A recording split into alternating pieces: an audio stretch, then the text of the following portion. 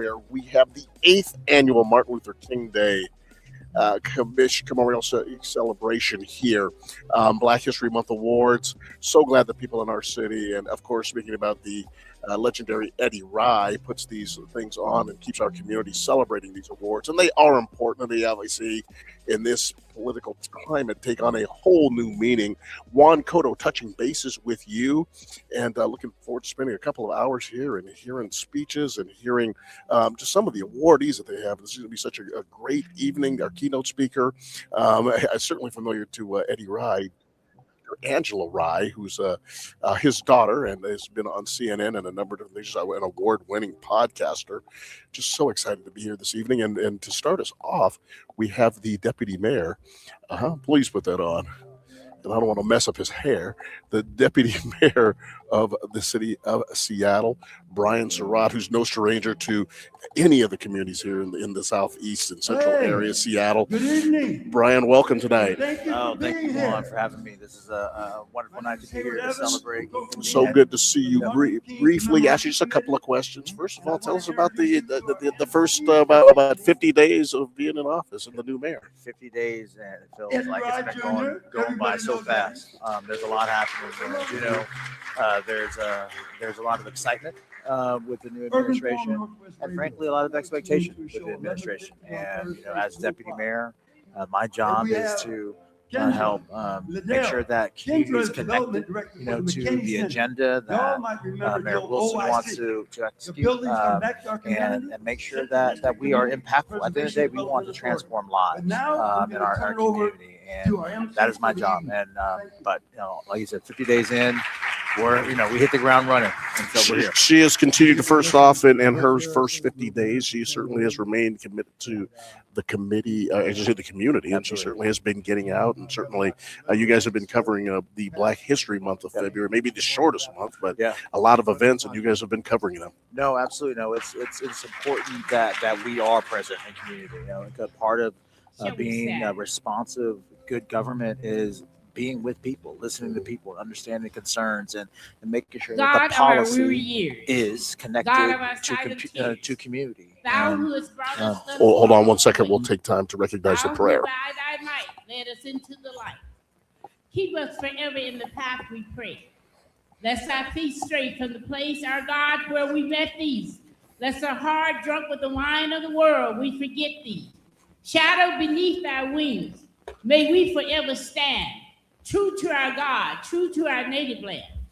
As we gather to celebrate this rich tapestry of Black history, we give thanks for the remarkable contribution and struggles of Black individuals throughout history, for their stories, the struggles, and the triumph that have shaped our shared history. We honor the ancestors whose courage lit the path towards freedom, justice, and dignity. We remember the voices that refused to be silent, the hands that built with hope, and the hearts that loved in the face of hate. We recognize the profound legacy left by our Black ancestors, and we give thanks for the resiliency and strength exhibited through history. We thank you for the leaders that you continue to place in high places and ordinary places and in community. Inspire each of us, oh God, to work more faithfully for justice and dignity of life everywhere. May our celebration today be a testament to the enduring legacy of Black history. May your divine blessings continue to be upon the Black community and upon all who seek to understand and appreciate the history and contribution of Black individuals. Bless us with your wisdom, O Lord, to build a more inclusive world where all are embraced as your children. Be our wisdom, be our strength, and our love, that we may bring you wisdom, strength, and love to the world. Bless this program, that it may not only educate, but inspire us. Let it be a reminder that Black history is not just a month, but a living legacy woven into the fabric of our communities, our nation, and our future. Be our wisdom, our strength, our love, that we may bring you wisdom, strength, and love to the world. And may we leave this place tonight committed to building a world where every person worth its honor and every dream has room to grow. This we pray in the blessed name of the one who was, who is, and will be forevermore. And the people of God said,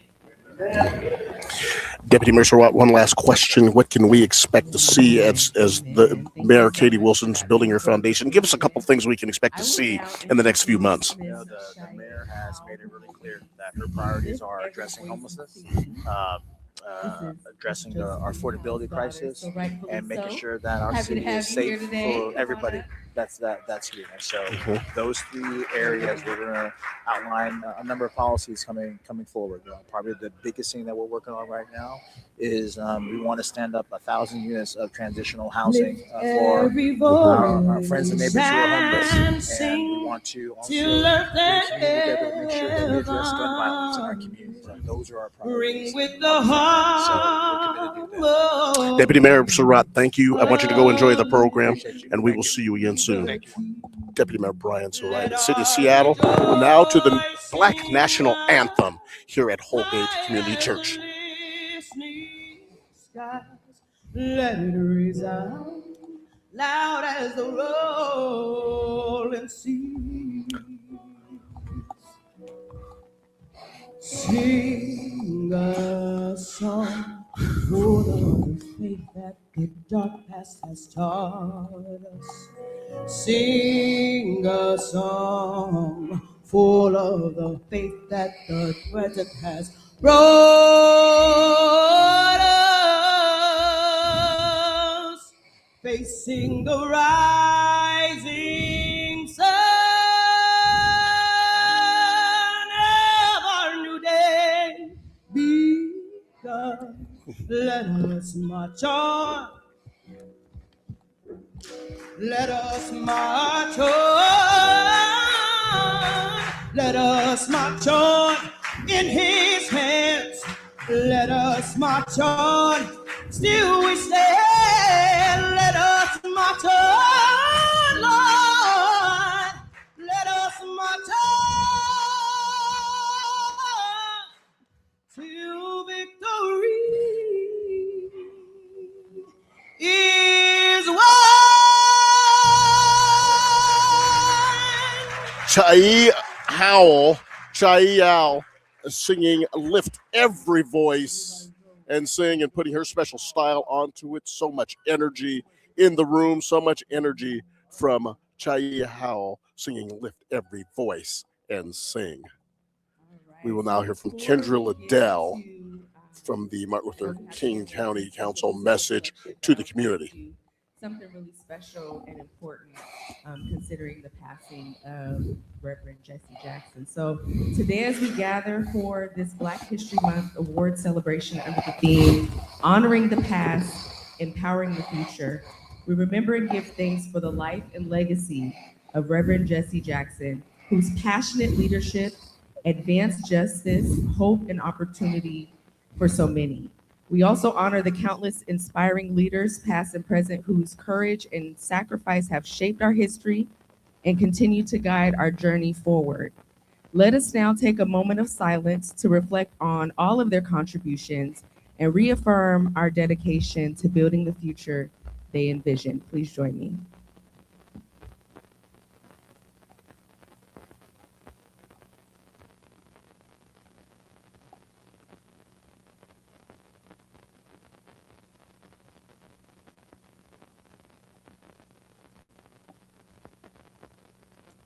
Thank you. Yes, Chandler is next with the musical selection. Thank you. Chandler Williams doing the music here tonight, and a wonderful and talented artist here at Holgate Street Church, right in the central area of Seattle off of Martin Luther King Way, the Holgate Street Church of Christ. Chandler Williams performing a musical selection.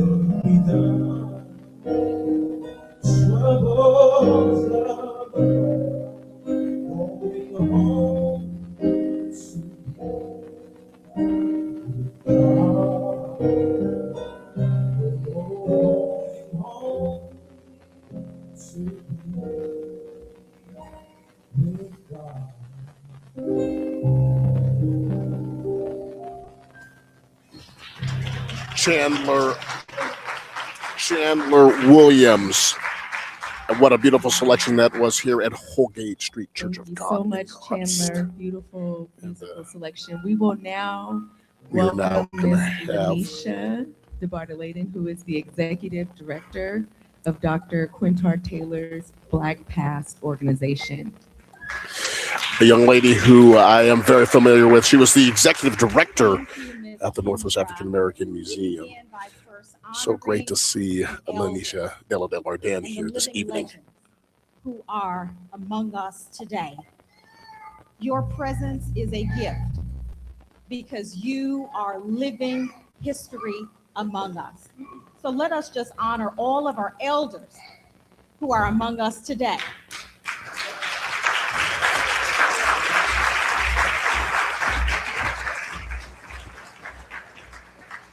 BlackPass.org also thanks Brother Eddie Rye Jr., Brother Hayward Evans, and the entire MLK Commemoration Committee for the continuation of this legacy, this gathering, this empowerment for community.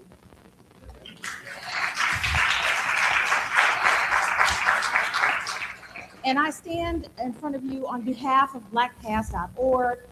A representative, Jamila Taylor, sends her regrets. She could not be here tonight, but we thank the MLK Commemoration Committee for designating an award named after the founder of BlackPass.org, Dr. Quintard Taylor Jr. Your program indicates that he was a nationally respected historian, scholar, professor, Pulitzer Prize nominated author, Fulbright scholar, visionary, mentor, and an extraordinary storyteller. And we are so grateful that this award will ensure that his legacy lives on in Martin Luther King County, Washington.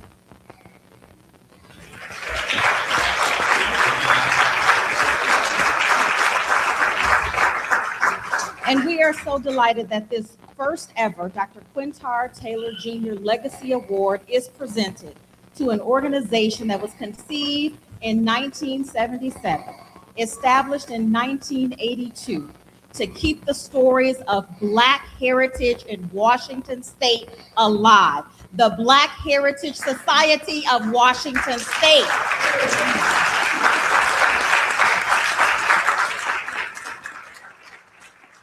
And here to receive the award is Carol Peoples Proctor. Thank you so much.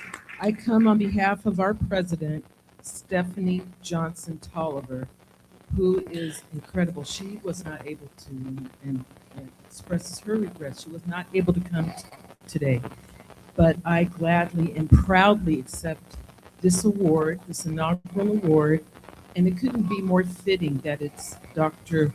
Quintard Taylor Jr., because he was a history keeper and we're a time capsule.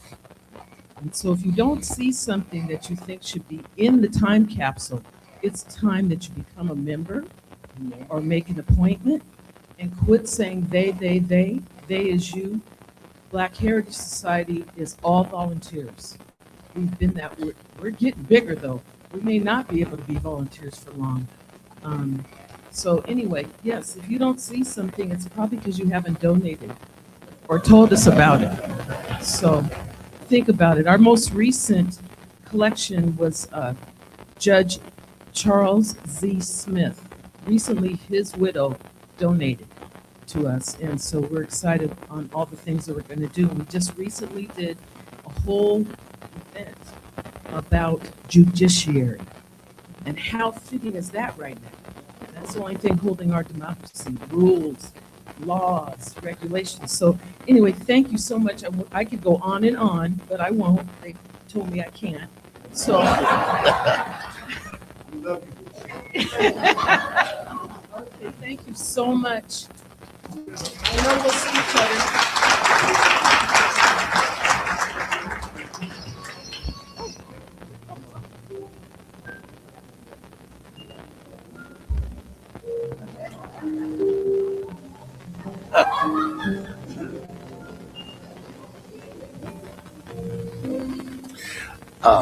Once again, a wonderful community leader who passed away in the last year.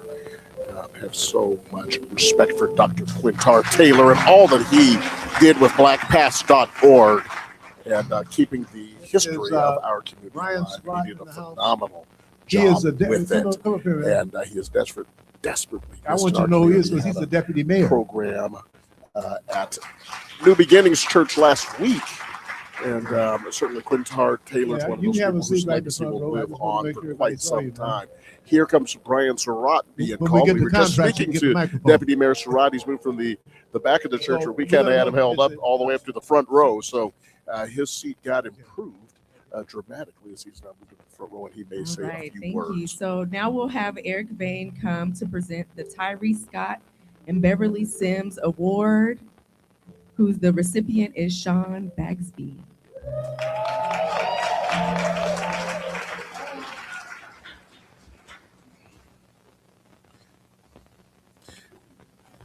Sean Bagsby.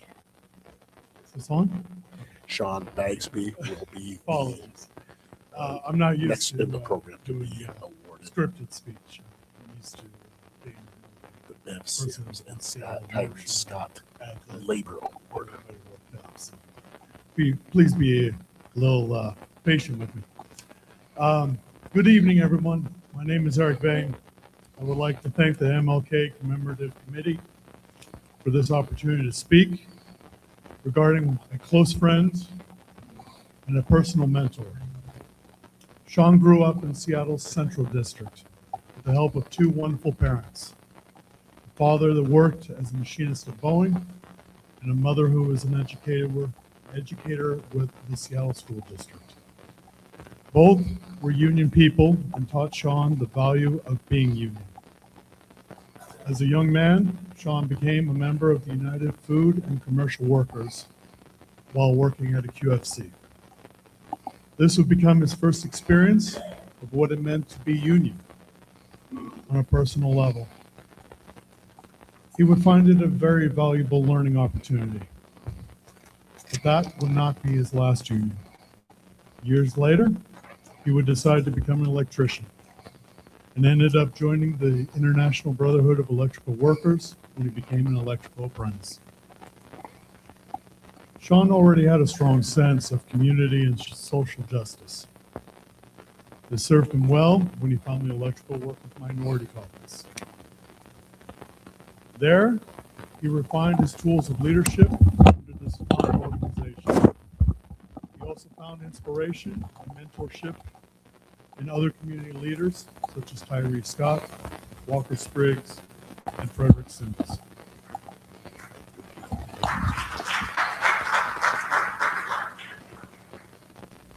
He methodically worked his way up through the ranks of IBEW leadership, taking his time to carefully learn and master each position along the way. Eventually working his way up to becoming the business manager of IBW 46.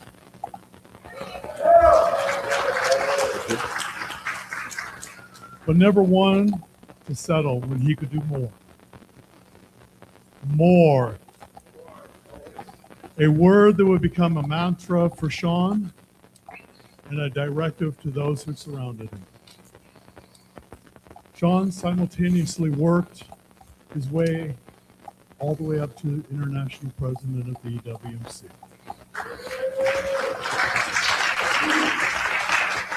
The very organization that helped him in honing his leadership skills, he uses so well today.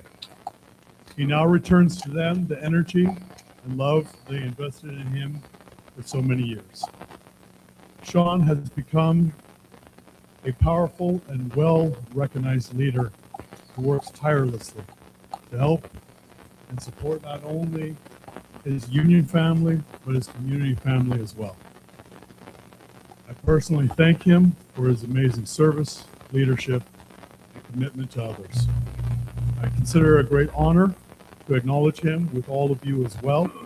Please join me in welcoming and congratulating our friend and ally, Sean Bagsby.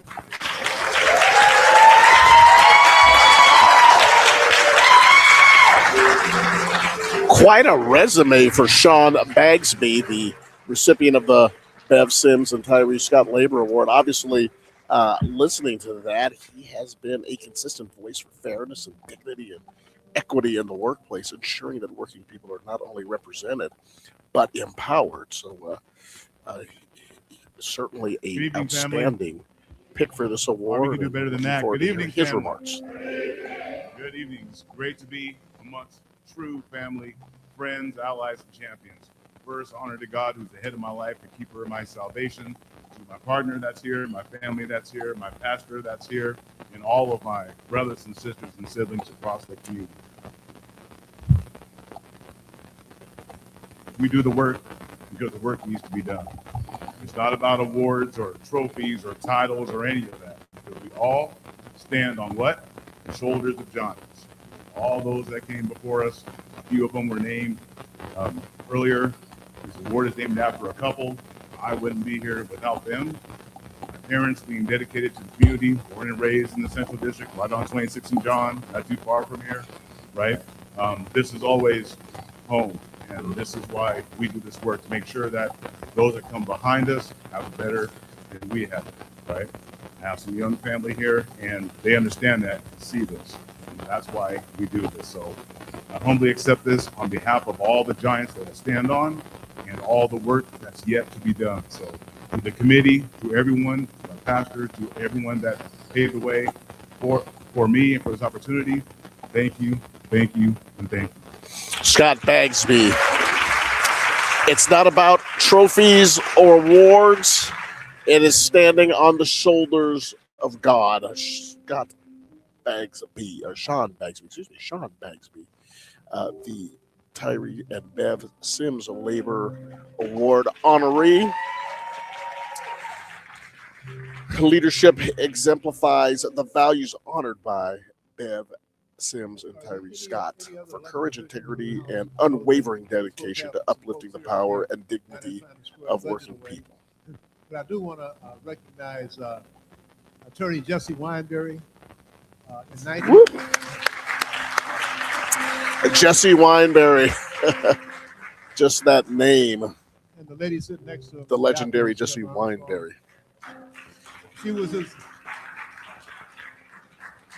During the 1984 Jesse Jackson for President campaign, I was a campaign manager.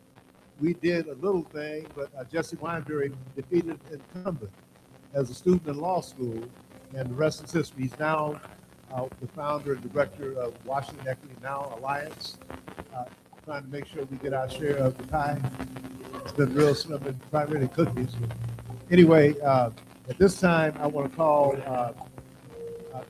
Mr. Butler up to introduce Mr. William Butler to present the Dr. Maxine Debs Education Excellence Award. It goes to somebody he knows real well. Thank you. Thank you. Well, you guys have probably already been welcomed, so I'm going to welcome you again. Welcome to the Holgate Street Church of Christ. One of our mission and goals is to be a community resource, and your being here helps us to do that. So I want to thank the Martin Luther King Commemoration Committee for holding their events here. It's really pretty exciting. I have just come from Tacoma, Evergreen State College, and who founded that college? Amen. So I'm sitting there about to come and present this award, and I'm looking at plaques dedicated to her, so it's kind of appropriate that I get to do this today. Dr. Mims believed that education and community are acts of liberation. It is for those who create space where none existed before. So Dr. Butler's achievement is the legacy is Dr. Mims, and she embodies that. My life, that was a joke. My wife lives by a very specific definition of excellence. It is the result of caring more than others think is wise, risking more than others think is safe, dreaming more than others think is practical, and expecting more than others think is possible. I see her live these 4 pillars every day, often at the expense of her own rest, but always for the benefit of someone else's future. The habit of greatness. She understands that what we do, or excuse me, we are what we continually do. Excellence isn't a one-time performance for her. It is a daily habit. It is the quiet, relentless consistency of showing up, standing up, and speaking up for this community. Now we get to the heart of the matter. But all that doing would be hollow without the why. And you've heard the saying, you lose your way when you forget your why. Yes. Well, her why is,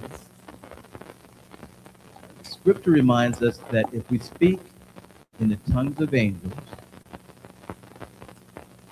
or have the faith to move mountains, but do not have love, we are nothing but a clanging cymbal. My wife is not a clanging cymbal. She's the music. She's the music. She doesn't just do the work. She loves the people who the work is for. She has changed the world simply because she refuses to accept it as it is. So it is my great honor and pleasure to introduce Dr. Beatrice Butler. Dr. Beatrice Butler, the Dr. Maxine Mims Educational Excellence Award honoree on your community radio station, RainierAvenueRadio.world. Thank you. I am so honored. First of all, I didn't know my husband was going to make it here. And his words mean a lot to me. And everyone that's here that know me and that's here for me, I appreciate you. You are in my heart, in my mind. You are my why. Dr. Maxine Mims meant a lot to me. I remember when Dr. Zakiya Stewart introduced me to her, and she told me, she said, no, don't fall in love with her because you're mine. And, but who can help but fall in love with Dr. Maxine Mims? So I had 2 doctors that I loved. And the work about community, she instilled in me about, you do this for your community. You stand up for your community. You model and you live your life for your community. You can't go out there talking to the children and saying what you expect from them if you're not living that life. Because they're watching. They're watching how you treat each other. They're watching how you treat your fellow colleague. They're watching how you treat strangers. And that's where the lesson comes. The lesson comes in that people are watching. And I never forgot, like, I don't know how many of you ever run across a problem and next thing you know, you hear your mother's voice in your head. Teaching is not an easy job. Where is she? Marion Benson. I have to call you out. I'm sorry. I don't want to embarrass you, but Marion Benson was like one of my mothers, in her voice and my mother's voice when I stepped into that classroom would ring in my head when I didn't know what to do, because I don't have my own personal children. But every year I had up to 30 children. Every year. And they became mine. Not yours, not mine, but our children. They became mine and my responsibility.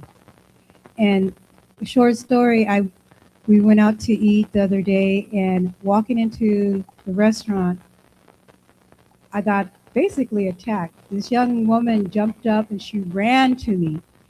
And she said, Sister B, I love you. I haven't forgot what you taught me. And it's like, I had to first figure out who she was, because last time I saw her, she was about this tall. And she had three little kids with her. And I was like, oh my goodness. But you know that you've made an impact when others come up to you. And it does my heart good, and that people remember you, and they remember you in a positive way. I want everyone to know that you want people to speak well of you. And when I got the call from Haywood, he kind of scared me, because I got this call that said there's a debt owed. I said, I don't owe anybody anything. I wasn't going to even respond to it. And then he said, no, a debt to your community owes you a debt. I don't see it that way. I feel like I owe my community everything, because they've given me so much. They've trusted me with their children. They trusted me to move in the right way. They trusted me. Currently now, I'm the president of Black Child Development Institute. It's been in existence for over 50 years. And these women and men trust me to lead in the right way and lead with them in mind. They trust me with looking at literacy, early literacy. That is an issue that we need to speak up about. And I'm going to use my little platform here to say that. Those of you that are sitting out in this audience, if you don't know what you want to do in your community, volunteer. Volunteer for the literacy programs, volunteer reading in the classroom. You need to step up, because you're planting that seed for that child, so they know how to give back to their community. So I want to thank you for this honor. Maxine Mims, thank you for guiding me. Dr. Zakia Stewart, thank you for guiding me to Maxine Mims. Thank you.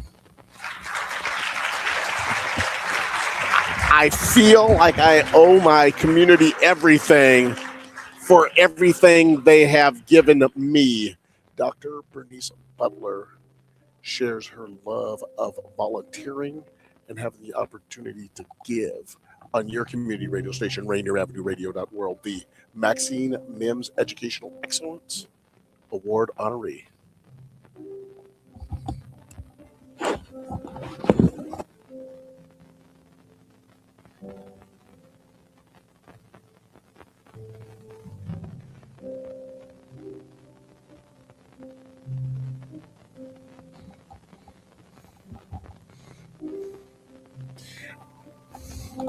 One thing I have always admired about this event, Haywood Evans and Eddie Rye, keep it. I want to acknowledge one of our prime succinct. sponsors has been the It is Urban League of Metropolitan Seattle, and their director of not on CPT, finances here, Mansour Kamara. CPT being Kodo I hope People I killed your Time. last name. Okay, Mansour. As Mansour Kamara, the And Chief also, Financial Officer we're gonna hear of the from Butch Urban Harrison And then is I here will this evening, introduce the keynote speaker. representing the Urban League of Metropolitan Seattle, a young man that I am so familiar with, being on the board, the work that we have done together. Eddie Rye and Haywood Evans put this event together. Like I said, no Kodo people time. We run a tight ship here at these commemorative events that these two gentlemen put together at the Holgate Street Church of Christ this evening. And just so wonderful to see so many wonderful faces here that have done so many different things in the community audience. It's just a who's who of different folks. I see City Council member Joy Hollingsworth here. As he called out former state representative Jesse Weinberry, and now here, of course, is a musical selection from Butch Harrison on your community radio station, Rainier Avenue Radio.world.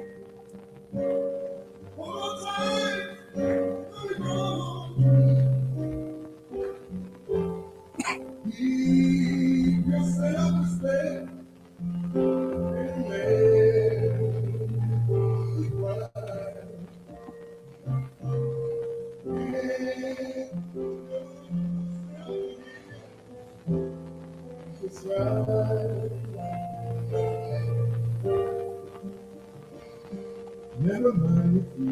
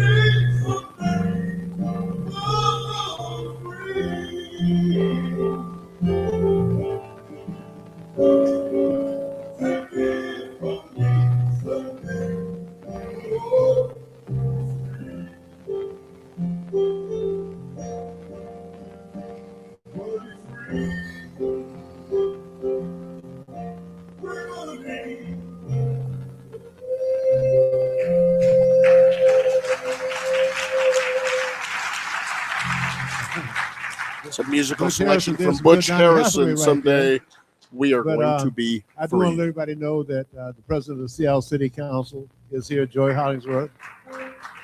Recognition for Joy Hollingsworth, She's the gonna be presenting an award president because, of the city of Seattle City Representative Peggy Council. Maxey was the first African American female to be elected to the Washington State House of Representatives. And I also want to acknowledge the crew from Americans for Equality, MLK Gandhi Empowerment Initiative, a technology training program headed up by Omar Qureshi. Would you guys stand up for a minute? There's Erica. She's on the intern program. But this program is out of New Beginnings Christian Fellowship. They've trained 400 people. We got 700 on the waiting list. We don't have to look for nobody except for the money to fund it. Joy and Brian Surratt, Deputy Mayor. So you get my drift. But anyway, I'm here to introduce a young lady that I know really, really well. I had her in protests and demonstrations before she could barely walk. She got to high school and went to Holy Names, and they had a minority student union. And her and her friend Leonetta Espy and Catherine Boyce says, we want a black student union. So they went back and forth. The principal called me and says, you know, we're talking to your daughter and her friends about, we have a minority student union. I said, that's great. You didn't need to have a black student union. Anyway, Carl Mack went up there and got things squared away for him. And I think between Carl Mack, myself, and her mother, Andrea Rye, would you please stand up for a minute? Dr. Andrea Rye is the mother.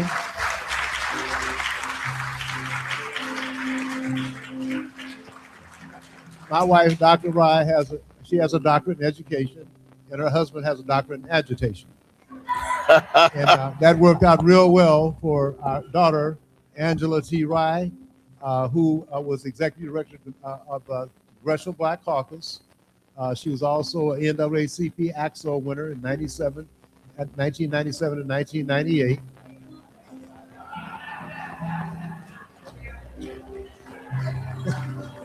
And she's the boss. And this man is proud of his daughter and started to go down some of her accomplishments. And she just said, Dad, let me come up here and do the speech. In case you want to take a picture? Okay. Mom, the ADD does not come from you. It is Daddy. He's ready to go from 79 to 98. I didn't know where he was going next. I just decided there's still a program that you are here for, including awards. We're all good. You are amazing. Thank you. Let's give it up for the musician. All of the musicians. The Lift Every Voice was beautiful. Okay. So, good evening, everyone. I'm going to tell a story to you all this evening that my parents have not heard because it happened today. But I want to start first with just acknowledging what a joy it is to be alive right now. The times are serious, and we are being forced to be represented by people who don't always represent our best interests. And sometimes you hope that people, when they carry the same label, party affiliation, their agendas sound the same as yours, right? You hope that they will continue to represent your best interests, and that's not always the case. We're seeing DEI dismantled in corporations all over the country, folding to Donald Trump, and we're even seeing that happen in cities and states around the country. Hopefully our city, in our state, in our county won't be one of those. Yeah, amen, lights. So I want to just, Mommy, Daddy asked you to stand, and I just want to tell you in front of everyone how much your journey battling cancer has been amazing to watch. You are such the hero. We had Shira back in the day, and you are my Shira. And I just thank you. I thank you for waging a mighty fight because that is what it's going to take for us to get through these times right now, right? So because of my mom's journey, I've been spending a lot of time thinking about experiences. There are so many things that we waste money on, frankly, every single day that don't matter. But these experiences, the things that we do with our family and our friends, the traveling, all of that makes a difference. Those are the things that we hold on to the longest. When the Seahawks returned to the Super Bowl this year, my best friend and I were laughing because the last Super Bowl, we went with my parents, and my dad and I were ready to fight every Patriots fan. We thought they were being obnoxious. My best friend, Leonetta, maintains that we were probably more the obnoxious ones. But we were very upset. Marshawn, this year was for you. Hopefully you see this at some point. Marshawn Lynch should have been the MVP that year, but we believe there was a conspiracy to keep him out, right, Dad? Okay, but this year, don't call it a comeback. So my best friend and I got to go to the Super Bowl, and when we were walking out of the stadium, we were talking about how much that meant to us, that it meant everything to us to sacrifice to go. to really spend that time together and to hold on to something that was so dear. And in a moment where we needed a win so bad, not just the team, but the country, our people, the culture, we got to see one. And so last night I had another win. I was with a bunch of my girlfriends. We call ourselves the Machetes. We were celebrating late my friend Jamel Hill's birthday. We went to see New Edition in Detroit. And Tony Braxton and Boyz II Men. And it was great. I thought I was a BBD backup dancer, but my Achilles reminded me, not so fast, young buck, not so fast. And so when I was on the plane this morning taking off to get back here for my dad, I sent a message to my friends and it said, I pray this year we can be intentional about gathering. We are all seeing how short life is. These experiences matter more than that bag, those shoes, or that meeting we just can't miss. It's the sisterhood that replenishes and restores. Let us find the pockets and treat them as sacred. Sign me up for whatever is next. I love you, girls. So that's the message I sent to them this morning right before I took off. I took off on an early flight because I wanted to make sure I wasn't late, Dad, but God had other plans. So as I dozed off, I know y'all are where this is going. This is going somewhere and it connects to the point of this speech. So trust me, I know it sounds very Eddie Rye, blame my dad. Follow me, stay with me. So I dozed off on the plane right after takeoff, and about 30 minutes in, I was awakened by the pilot's voice over the intercom. And he said, "Ladies and gentlemen, we are having a mechanical issue. We have made several attempts, but the nose landing gear is malfunctioning, which means we have to return to Detroit. We will be back on the ground in 30 minutes, and out of an abundance of caution, we will be met by the airport emergency ground crew." So my thought is this it, God? This how we going out? Like, is this what's about to happen? And I said, he said it's out of the abundance of caution, but maybe he knows that as Papa Raj's child, I'm about to turn it out on this plane. Like, what are we doing? So I'm trying to keep calm, but I have anxiety. So I was like, let me text my best friend. She already has all my passwords, so I don't have to do that. My life insurance info, she has that, because I've always preparing for, like, I was just in Minnesota. So I was like, just in case it all goes down in Minnesota, here's all my stuff. My mom told me she didn't want me to go, so I'm back at it. She didn't even have an objection to New Edition, but the plane, you know. So I didn't even get on Wi-Fi yet. And now I'm like, let me get on Wi-Fi. Oh, Lord, the Wi-Fi is not working. Then I say, okay, Jesus, well, let me just talk to you because we clearly are not done. You know we're not done. We have stuff to do together, right? I ask that you cover us in the blood, put a hedge of protection around the nose, the wings, the body, everybody on the plane. So then my ADD is kicking in. Thank you, Daddy. I say, now, why can we land in Detroit, but we can't land in Seattle? Right? Like, what? If I'm gonna die, let me go home. Like, what are we doing? So I said, now they're gonna have to fly me home. Who's gonna pay to fly me home? My body's home. Like, what's happening? So I'm just like, cover us, Jesus. Okay, now the Wi-Fi is working. So I can see the ground. And on the ground, there are all of these fire trucks. There are all of these ambulances lined up. What is about to happen? And I'm like, the one person I'm not about to text is, because the first thing is like, are you gonna die? Are you gonna make the speech? It was gonna be back to back. My mom knows because it's the truth. So then I'm like, let me do some breath work. And then by the time all that happens, the lights and trucks were the aircraft rescue and firefighting crews. So now I'm thinking we are finally about to use that inflatable slide I so wanted to go down as a child. And now I'm like, but I can't really do that because I told y'all about this Achilles from the Boyz II Men BBD ABC New Edition concert. The Achilles might not work, but I was like, you know what? I'll take a blown Achilles rather than a blown life and go down the slide. So I'm ready to go down the slide if I have to. And I said, you know what, Jesus, I'm sorry, beggars not choosers. I'll go down the slide. So you may be asking still, what does this crazy airplane tale have to do with you and this Black History Month in 2026? And a question came up for me from this experience today. When it was time to take off today, we were seemingly equipped. We checked in, we had seat assignments, they cleaned the plane, those who needed support had wheelchairs, we had gate agents who scanned our boarding passes, we had our bags, we were ready to board. We got on the plane, we put our bags up and seatbelts on, we got a tutorial. By the way, that's way too loud. Can y'all do something about that? It's really loud now on the plane. On how to follow protocol. including in emergencies on the plane. We passed a safety check and resolved all known issues. We backed up from the gate. We taxied down the runway. Our speed increased and we gained enough momentum to fly. 30,000 feet in the air. We find out that the nose landing gear did not work. The nose landing gear supports the plane during ground operations like preparing for takeoff, taxiing, landing. It's used to steer the aircraft, to stabilize the aircraft. It is of no use in the air. The only thing the landing gear can do in the air is to be put up, and it wouldn't go. It wouldn't go. It has to retract. During landing, it has to extend. The planes with the nose gear configuration is called a tricycle configuration. The riskiest parts of the flight for everybody, regardless of the configuration, is at takeoff and landing.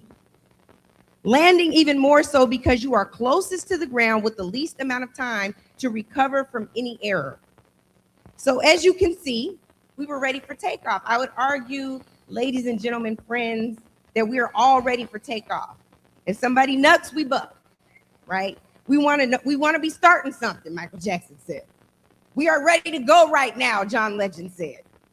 We know what it means to take off, but the question for us in this harrowing hour is, can you land the plane? Our eyes are on the prize, but what will we do when we finally are able to claim the prize? Are we ready? We need some finishers, some people who understand the assignment, some who don't just take off, but have the willingness, the desire, the will to land the plane. Dr. King challenged this country to be true to what it said on paper.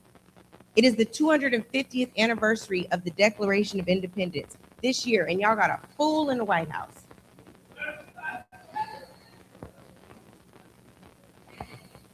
Supreme Court issued an opinion on tariffs. He's like, what that got to do with me? Oh, okay. Enshrined in the Constitution, not just the First, Fifth, and 14th Amendments, there's freedom of assembly. He's like, and freedom of religion, freedom of speech, freedom of the press, due process. We have the right to petition the government for a redress of grievances. On paper, it's the 100th anniversary of Black History Month. He's like, so let me take these plaques down outside of George Washington's old house because y'all should know about slavery. I don't like it. So I want to know, what history are we making that isn't just a repost on the gram or on Facebook, elders? It's been 163 years since emancipation, 407 years since the first documented enslaved person arrived on these shores. It's hard to be true to what you say on paper when you draft around the blind spots of your own hypocrisy and circumstance. Can we really talk about America being true to what it said on paper without talking about the Americans who have the responsibility of upholding, walking in, and embodying that truth? Branches of government aren't holding the line. The Congress honored Charlie Kirk and let him lie in honor, flew flags half-mast, and don't understand the legacy of Reverend Jesse Louis Jackson Sr. That's what we're up against.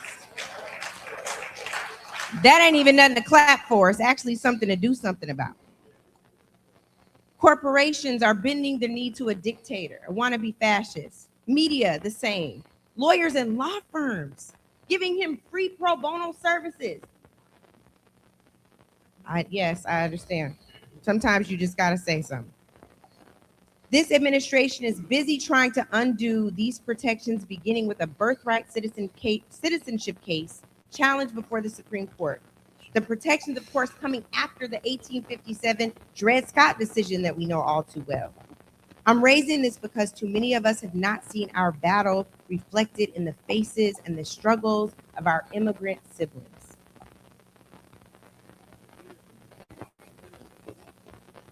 Okay. Never mind the fact that Keith Porter Jr., a Black man, was killed by an off-duty ICE officer in Northridge, California, or that the brother and sister returning from their child's basketball game, one of 6 children in Minnesota, had their car and their lives upended by a tear gas grenade on the streets of Minneapolis coming home, or that we witnessed the deaths of Renee Good and Alex Freddie.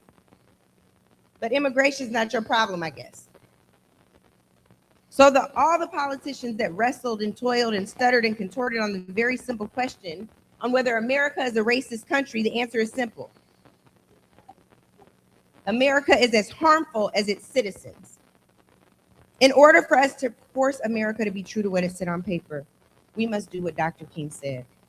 Let us rise up tonight with a greater readiness. Let us stand with a greater determination, and let us move on in these powerful days, these days of challenge, to make America what it ought to be. We have an opportunity to make America a better nation. And I want to thank God once more for allowing me to be here with you. There's an eerie prophetic pivot he made in that sermon. He talks about their journey from Atlanta on the plane and how the plane had been guarded all night. Their bags were thoroughly checked. And when they got to Memphis, the threats, he actually asked, what would happen to me from some of our sick white brothers? Justice is backed up. Righteousness is stagnant in this country, and democracy hangs in the balance. I am so nervous about the 2026 election. My soul is restless, and it won't let me applaud progress when I see how easily it's snatched from our grasp. Every step we take forward, we take 10 back. I can't imagine what might have happened in 2008 to dial back all this progress in this country that participated willfully in the transatlantic slave trade, when it was all over paid slave owner reparations and sent the victims of the trade to figure things out on their own. I can't imagine what might have happened in a country that has a Supreme Court that once told Dred Scott that the Constitution did not apply to him because he was not a citizen and neither was anyone else of African ancestry. How can this be so in the land of Jim Crow and Plessy versus Ferguson, where public accommodations had to be separate but equal, but we all know it was actually unequal? But America's not racist. Let me skip through some of this. I would love to celebrate reparations being in the discourse, but I remember it being a central part of the reason for the Charlottesville Tiki Torch riots. They probably didn't tell y'all that. That was really a reparations protest. They did not want to have to pay them even on a local level. So I appreciate the apologies for slavery and other forms of inequitable treatment to people who look like me historically and now.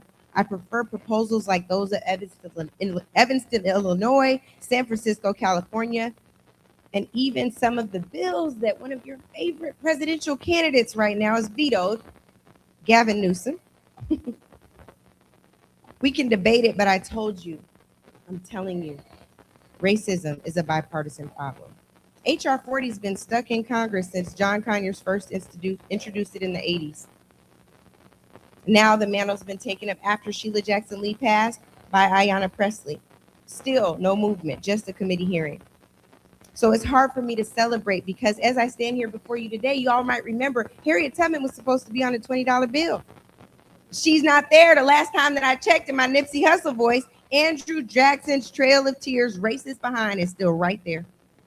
And they just snatched Ruby Bridges and Frederick Douglass off the 250th anniversary commemorative coins.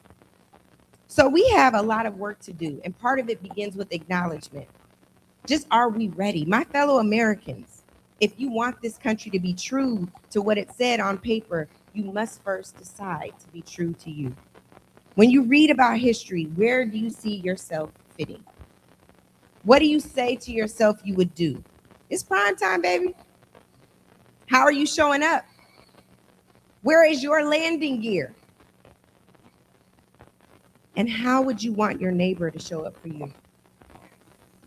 That is the answer. It's in the question. The paper is meaningless, and so is that truth if you cannot pivot in an hour so dark. So when the Declaration of Independence says, we hold these truths to be self-evident, that all men, people, are created equal, that they are endowed by their creator with certain unalienable rights, that among these are life, liberty, and the pursuit of happiness. Don't stop there.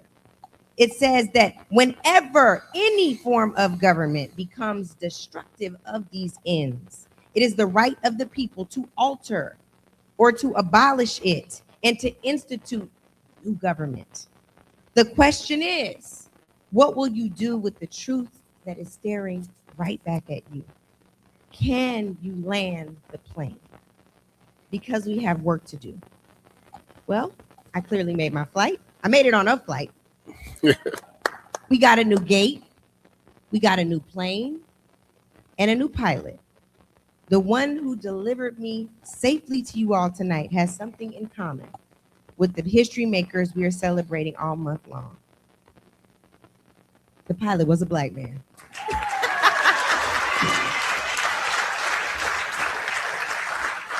And he landed the plane. So I want you to ask yourself if you will help us get to our destination. Play your position, y'all.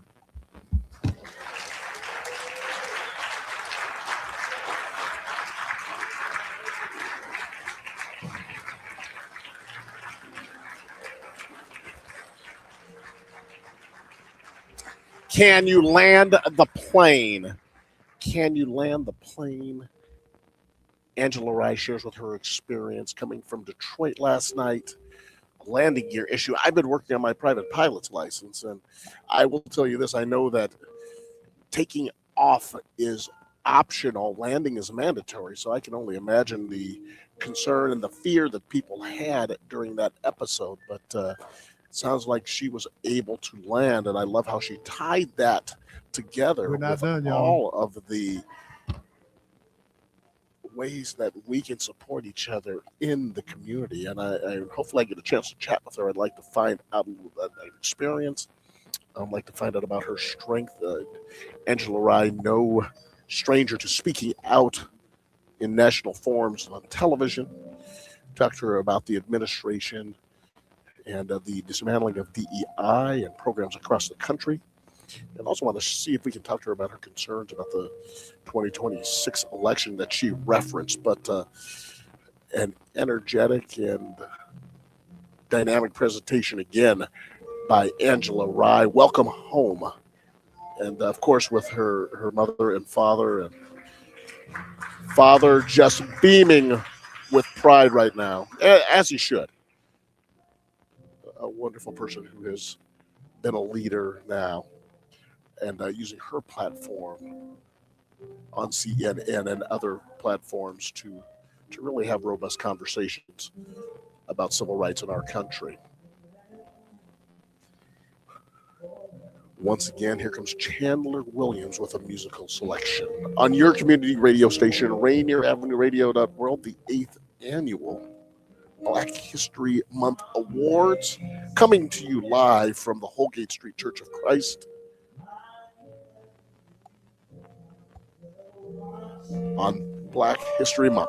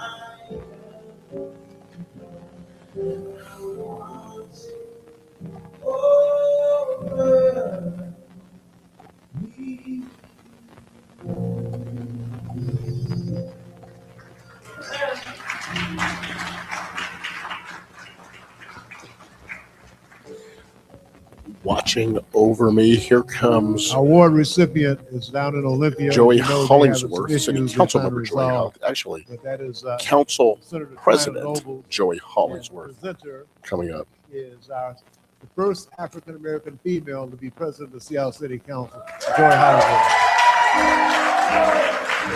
The first African American female to lead the Seattle City Council, So, a Seattle history Prep makers here. basketball player I'm gonna and do like your daughter tremendous did and athlete snatch in the her microphone. own right, I and don't have- now You might get uh, mad at me, but I might. making an No. impact in our Um, community. Hello, Joey everyone. Hollingsworth. Good evening. It's an honor to be here with you. And I am here to help present the award for Senator Tawana Nobles. Go ahead and clap for Senator Tawana Nobles. And so I know I'm supposed to read her bio, but I have some personal words that I was going to say about her, if that's okay, that I might do. Now, it's not as good as landing the plane, okay? I just want to say that was a phenomenal. Let's give it up for Miss Angela Rye again.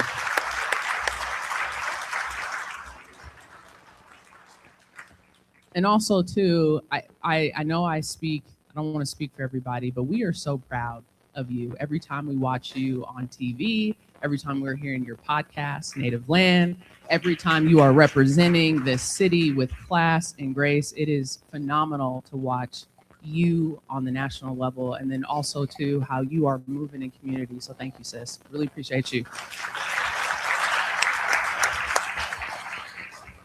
Okay, Senator Tawana Nobles. And so I believe that you have her bio in your program.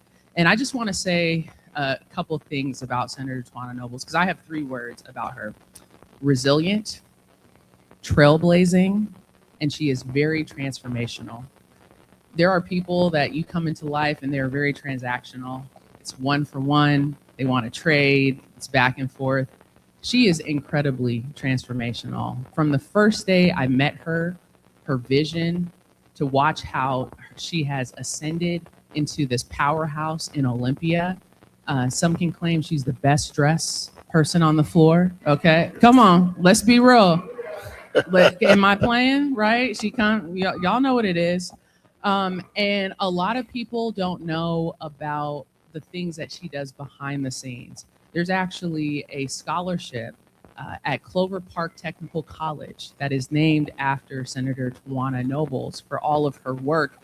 And the thing that I love about the work that she has done since day one has always been about economic mobility for our community, has always been about economic, how are we moving people from one economic spectrum into the other. And so her work within the community, particularly Clover Park Technical College, and that scholarship that takes people that are from Tacoma. It's a special scholarship from Tacoma Community College to get people to Clover Park Technical College is phenomenal. The work that she did with social equity and cannabis, the work that she does with kids and education, being a leader at the Urban League in Tacoma, and then now she runs as executive director the Seattle Futures, the Black Futures Fund, where they are funding different organizations. And we don't hear about it a lot because it's a lot of quiet work behind the scenes that they are doing. And I am incredibly honored to have known her for a long time, but just to watch her growth. And so we are so honored to present to her the Miss Peggy Maxey, right? No, is it Miss Peggy Maxey? Okay, award for public service to Miss Tawana Nobles. And I know she could not be here with us today. She's in Olympia working hard, all right? But we are so honored. I'm pretty sure she's gonna watch this. And so we want to say thank you, Queen, for your work, for your dedication, for your love to our community. We want to continue to support you in your work, and we just thank you and we love you. Should I take the microphone from you?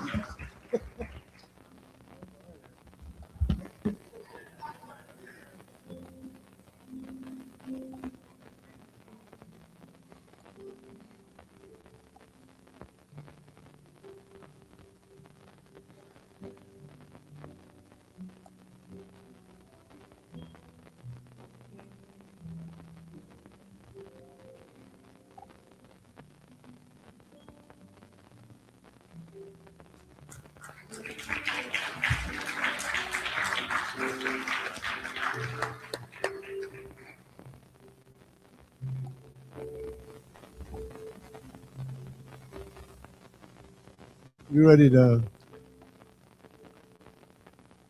Anyway, we would like to have Thank you. Reverend Willie Seals, Jr., pastor of Christ Spirit Church, come and do the benediction for us.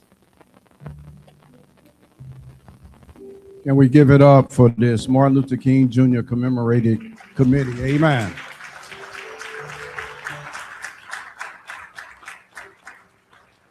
As been forestated, early this week, we learned of one of our globetrotters of civil rights, Reverend Jesse Lewis Jackson, made his ascension. Amen. And I thought tonight that we would leave with a few of his quotes to jog our memory of some of the things that he said. One of them was, if my mind can conceive it, my heart can believe it, I know I can achieve it.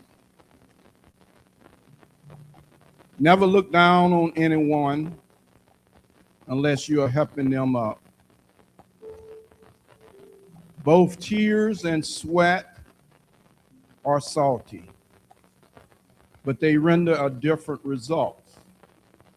Tears will get you sympathy, sweat will get you change.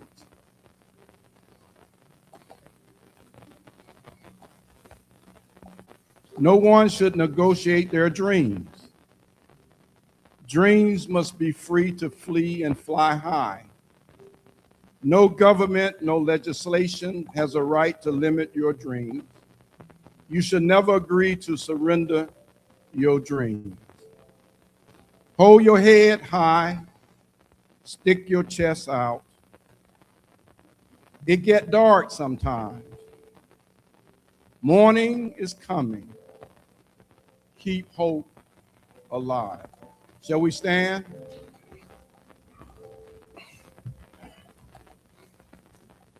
Father, we thank you tonight for what our eyes have seen and what our ears have heard. We thank you for everyone who has participated tonight, who have jogged our spirit, which have motivated us, oh God, to look inwardly at ourselves, to see what we can do to bring about change in our community and in this nation. And Master, we thank you for those who stand on the front line in this community.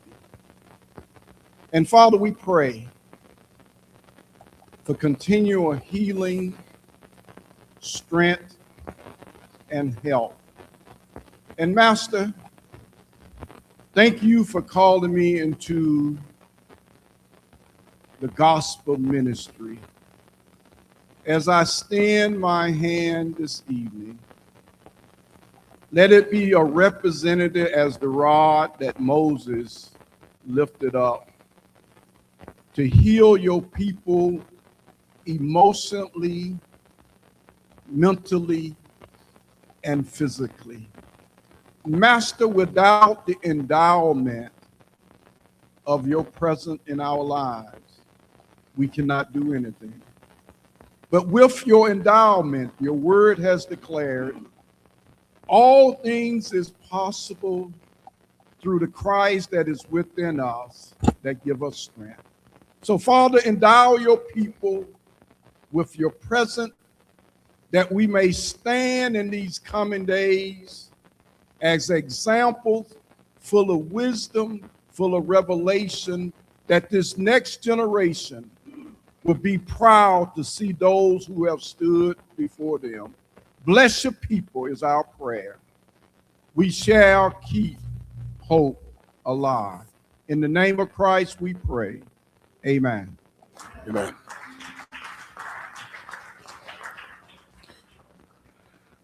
Always nice to get a word from the host, the pastor of Holgate Church of Christ, closes our presentation this evening. Let's see if I can just stick around for a minutes. We're going to see if we can get a word with we'll see if we get a word with Angela Rye. But wonderful awards, wonderful people recognized, and as usual, they do such a tremendous time. Oh, I'm sorry, standing up. Wonderful people, wonderful time, and tremendous time. There's Monser from the Urban League of Metropolitan Seattle. And I'm on the board of the Urban League, and I know that young man works so hard to keep all of the books balanced there, and is turned into a dynamic young leader in the community. And we're so proud of all that he's accomplished here in the Black community in Seattle. So another wonderful day of inspiration, day of so much going on right now, and speeches, I think, touched appropriately on the themes that are going on in our country right now. And I think that obviously the awards touched on it, but the themes did as well. And the analogy of landing the plane, and hopefully as a young wannabe pilot, a still young wannabe pilot, I have been working on studying for my ground school and private pilot's license. And a lot of the themes that Angela Rye tied into that presentation, so true when you think about landing an airplane. And certainly out of Detroit last night, she found out about that.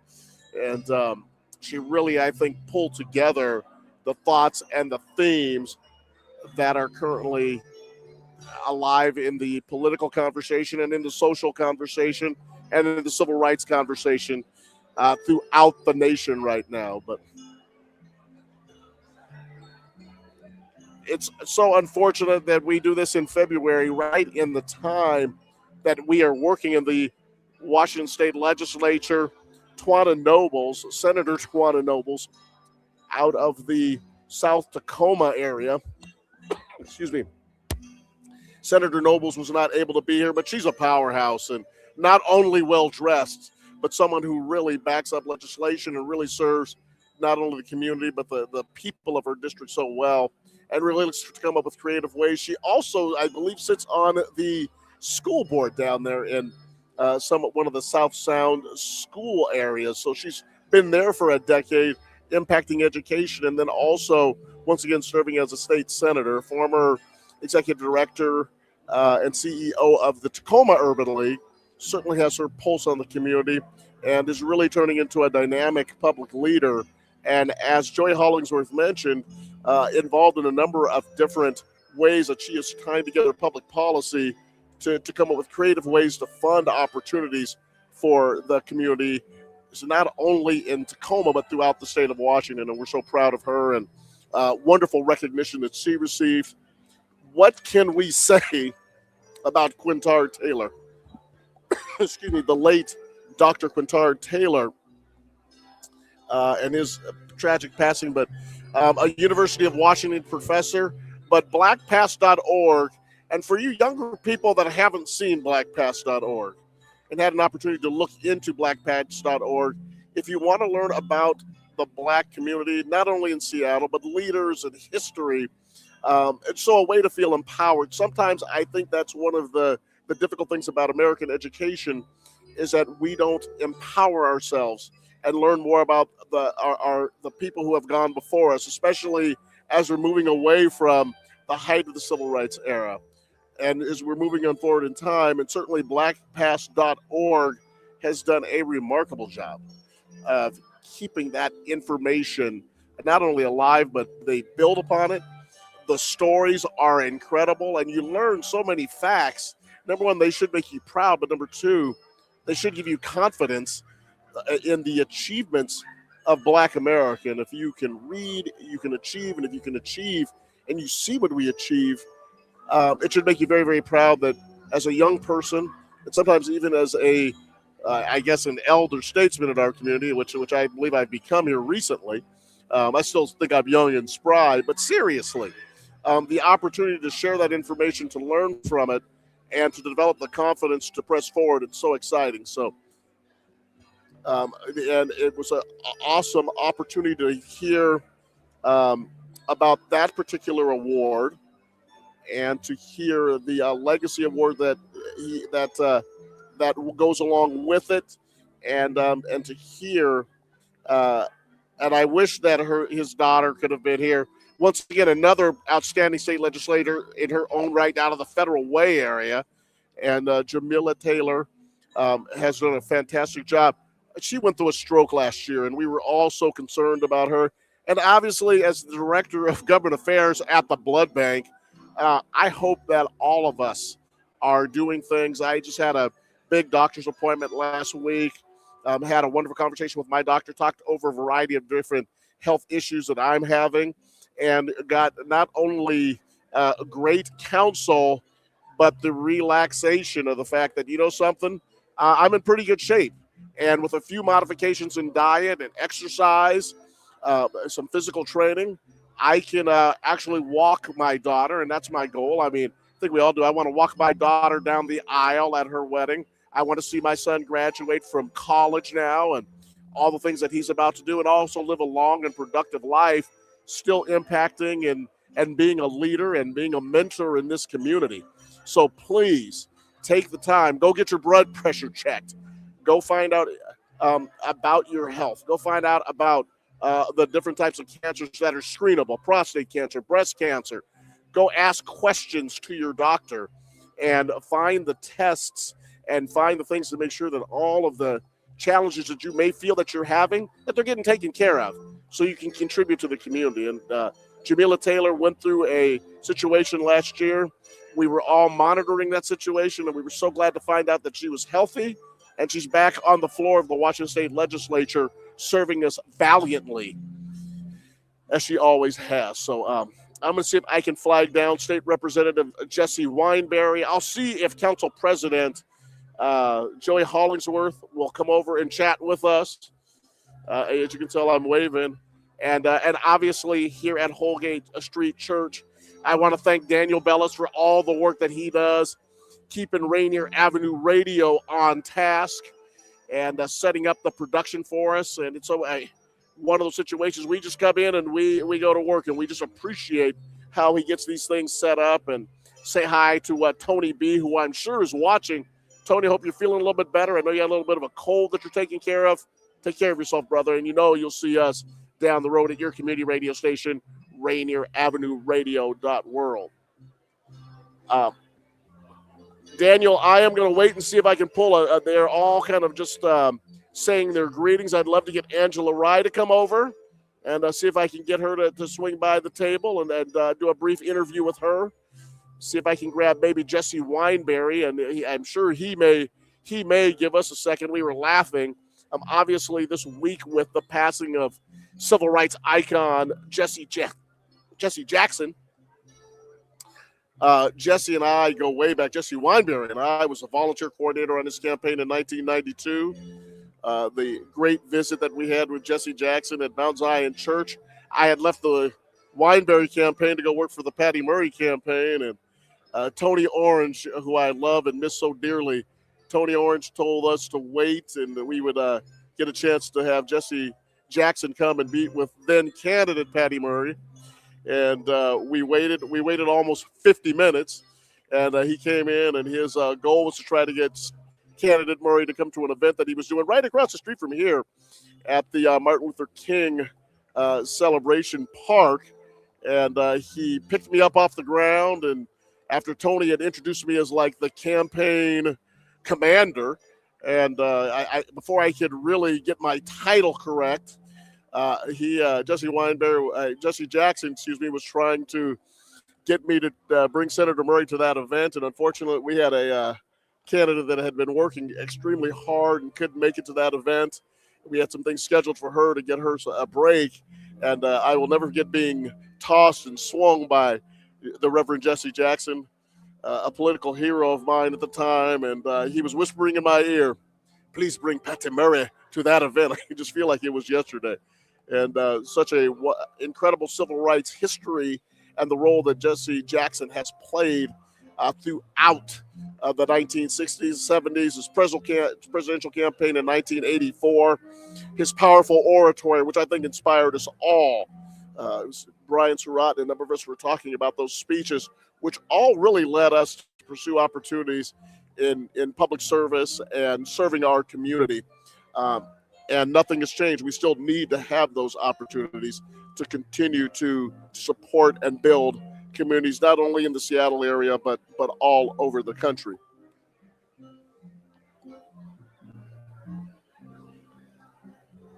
Daniel, we are coming up on the 8 o'clock hour. What are your thoughts? We wanna stick around a little bit, see if we can get a couple of interviews, or do we want to press on? I think I have a couple of people lined up. They said they were going to come over here. Now they're all up in the front of the church, shaking hands and celebrating this event. Why don't let's give it about 5 minutes to see if I can attract a couple of the people who I had discussed an interview with. I think it's a beautiful thing about events like this, the fellowship, and no doubt the music. The music tonight was phenomenal. Chandler Williams, when he gets on the keyboard starts to smoke. And what a wonderful musical selection we had. Just a tremendous event. And an event that is over in usually about 90 minutes. And that's one thing about Haywood and Mr. Rye. They keep these things right on schedule, which we all appreciate.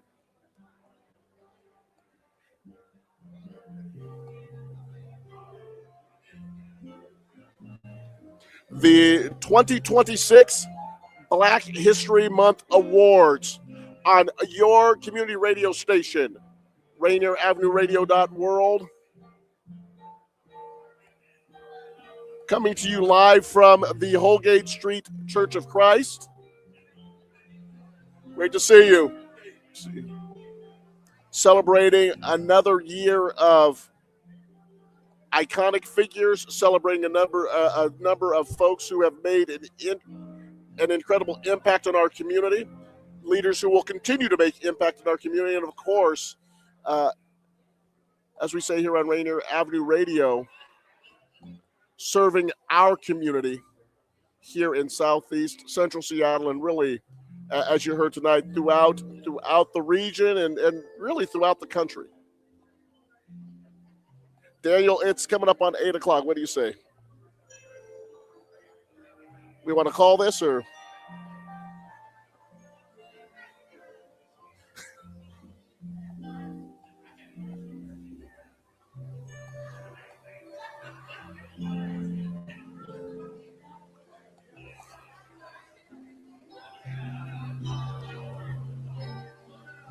Eddie Rye and his love for his daughter.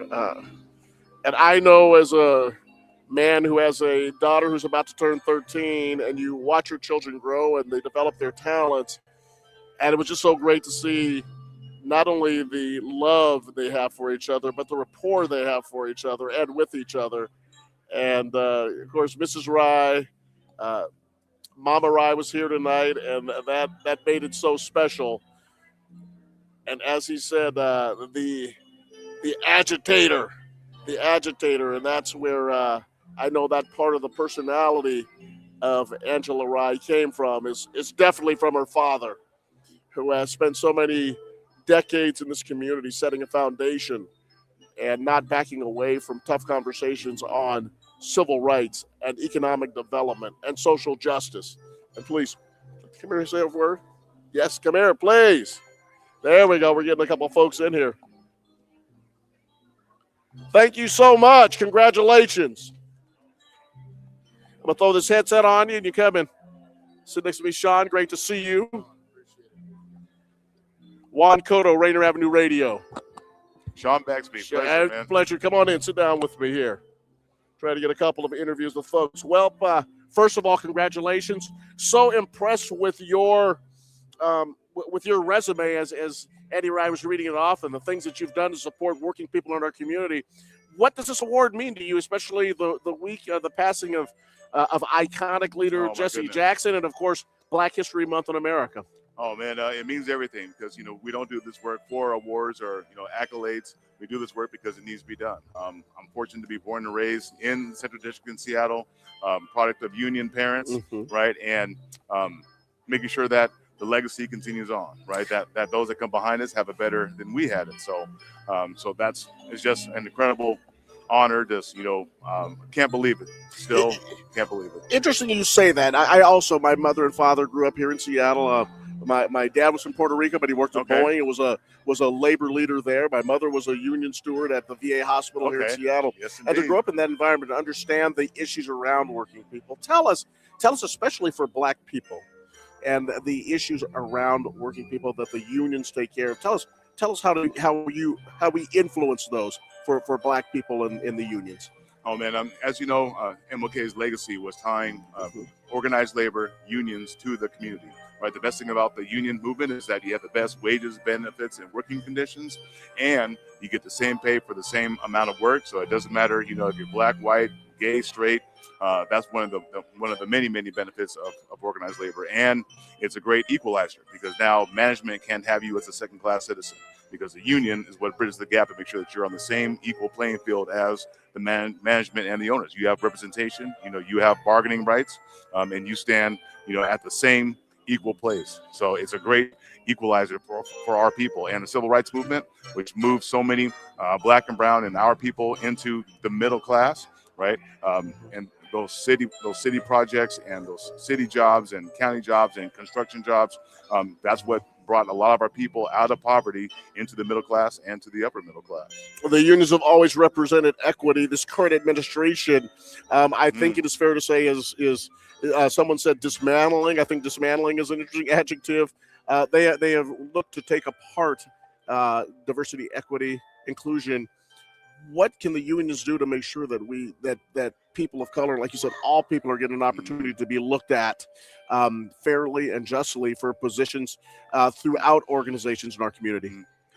That's a great point. I'm fortunate to be, no disrespect to any other union out there, but I'm honored to be a part of the International Brotherhood of Electrical Workers, IBEW, and our international president has come right out and said that DEI is changed from the federal level, but from the IBEW standpoint, there is no change, right?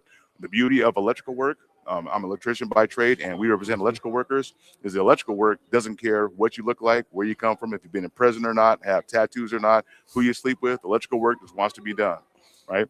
As long as you're qualified and competent and have the education to perform the electrical work, there's always a place for you. And that's the beauty of the IBEW and the unions. And the great local that I represent, Local 46, based in Kent, originally out of Seattle. We have a very diverse workforce, very diverse apprenticeship program. And we're doubling down on DEI and B, the belonging part, diversity, equity, inclusion, and belonging, right? Because you want to be a part of something bigger than yourself, and there's a place for you in the IBEW, and our local is a great testament to that. So all this culmination in Black History Month, you couldn't ask for any more. It's a blessing, and to be able to carry this work forward means everything. So how proud does it feel to be recognized in your own community? Oh man, this is a highlight of my life. I never would have dreamed, imagined, thought of it, never expected. You just do the work. And when the call came, I had to look at the email 3 or 4 times and say, wow, this is actually happening. So to happen in Black History Month, this is incredible. Once in a lifetime. Sean, we are extremely proud of you here at Rainier Avenue Radio. We're proud of you in the community. Thank you for all the things you've done and all the things you were recognized for tonight. We really appreciate you taking a moment to stop by and share with us tonight. Anytime, keep in touch, and then anything that IBEW can do, or the Electrical Workers Minority Caucus. I happen to be the international president. Started, during the civil rights movement. Anything that I can do to help, the radio station, to help, the community and create opportunities for our people, let me know. It's also a great picture. Sean Bagsby, the Tyrese Scott and Bev Sims, and what a two great names that this award is named after. The Tyrese Scott and Bev Sims Labor Award honoree, Sean Bagsby. Thank you so much. Right on. Thank you so much for the time. On your community radio station, RainierAvenueRadio.world. Well, it looks like the church has filled out. Daniel, let's go home. Why don't we do that? Let's call it a night. Sean, thank you so much for no, and you will definitely be hearing from me, brother. I'd love to catch up with you. So Diana. Ah, I like that. Yeah, absolutely. Me Poppy. So, where's your family from? Oh, wow. My dad was from Caguas. Uh-huh. Hey, thank you so much. We will see you on WIAA Prime Time. We're doing that this week. I'll see you with Nick Hoffman on Tuesday on your community radio station. Happy Black History Month. RainRavenRadio.world signing off.